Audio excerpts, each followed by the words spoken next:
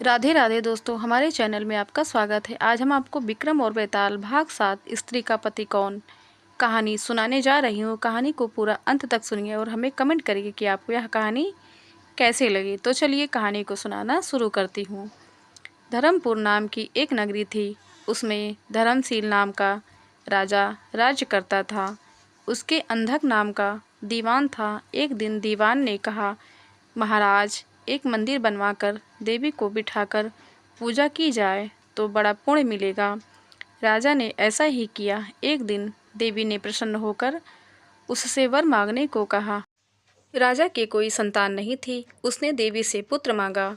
देवी बोली, अच्छी बात है, तेरे बड़ा प्रतापी पुत्र प्राप्त होगा। कुछ दिन बाद राजा के एक लड़का हुआ। सारे नगर में बड़ी खुशियाँ मनाई गई। एक दिन एक धोबी अपने मित्र के साथ उस नगर में आया। उसकी निगाह देवी के मंदिर में पड़ी। उसने देवी को प्रणाम करने का इरादा किया। उसी समय उसे एक धोबी की लड़की दिखाई दी जो बड़ी सुंदर थी। उसे देखकर वह इतना पागल हो गया कि उसने मंदिर में जाकर देवी से प्रार्थना की, हे देवी, यह लड़की मुझे मिल जाए। अगर मिल गई तो मैं अपना सिर तुझ पर चढ़ा दूंगा। इसके बाद वह हर घड़ी बेचैन रहने लगा। उसके मित्र ने उसके पिता से सारा हाल कहा। अपने बेटे की यह हालत देखकर वह लड़की के पिता के पास गया और उसके अनुरोध करने पर दोनों का विवाह हो गया। विवाह के कुछ दिन बाद लड़की के पिता के यहाँ उत्सव हुआ। उसमें शामिल होने के लिए न्योता आया। मित्र को साथ लेकर दोनों चले। रास्ते में उसी देवी का मंदिर पड़ा तो लड़के को अपना वादा याद आ गया।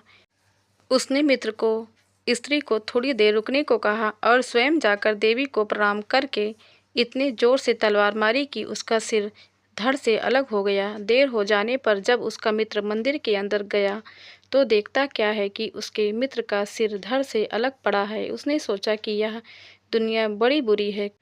कोई यह तो समझेगा नहीं कि इसने अपने आप शीश चढ़ाया है। सब यही कहेंगे कि इसकी सुंदर स्त्री को हड़पने के लिए मैंने इसकी गर्दन काट दी। इससे कहीं मर जाना अच्छा है। यह सोच उसने तलवार लेकर अपनी गर्दन उड़ा दी।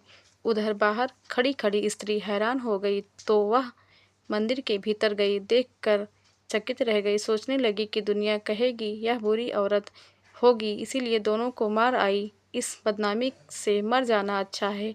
यह सोच उसने तलवार उठाई और जैसे ही गर्दन पर मारनी चाहिए कि देवी ने प्रकट होकर उसका हाथ पकड़ लिया और कहा, मैं तुझ पर प्रसन्न हूँ, जो चाहो सो मांगो। स्त्री बोली, हे देवी, इन दोनों को जिंदा कर दो। देवी ने कहा, अच्छा, तुम दोनों के सिर लगाकर रख दो। घबराहट में स्त्री ने सिर जोड़े तो गलती से एक का सिर दूसरे के धड़ पर लग गया। देवी ने दोनों को जिंदा कर दिया। अब वे दोनों आपस में झगड़ने लगे। एक कहता है कि यह स्त्री मेरी है, दूसरा कहता है मेरी। बेताल बोला, हे राजन, बताओ कि यह स्त्री किसकी हो।